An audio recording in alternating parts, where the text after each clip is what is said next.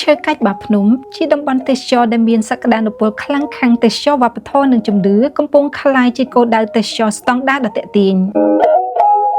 តំបន់រមណីយដ្ឋានប្រវត្តិសាស្ត្រនិងធម្មជាតិឈើកាច់បាភ្នំនាពេលបច្ចុប្បន្ននេះគឺជាគោលដៅទេសចរដ៏សំខាន់សម្រាប់មកលេងកម្សាន្តពីសំណាក់ភ្ញៀវជាតិនិងអន្តរជាតិជាច្រើនកកក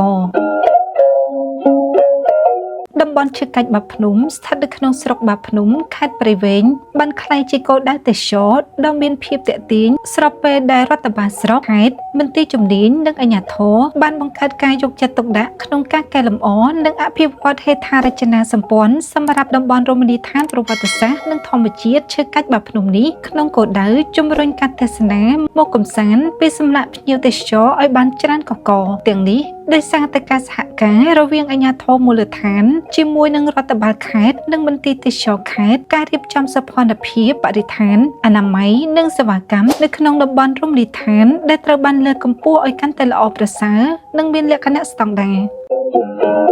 តំបន់ទេសចរឈើកាច់បាភ្នំមានសោភ័ណភាពទេសភាពស្រស់ស្អាតសម្រាប់ភ្ញៀវថតរូបជាមួយនឹងទេសភាពរូបចម្លាក់នានាផងដែរ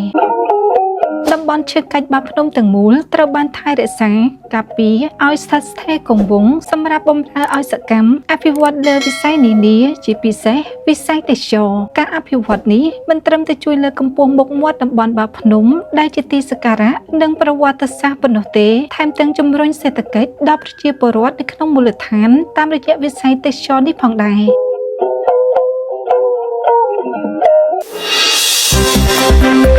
ព័ត៌មានតារាជាតិតារាអន្តរជាតិសង្គមវប្បធម៌អរិយធម៌តន្ត្រីនិងភាពយន្ត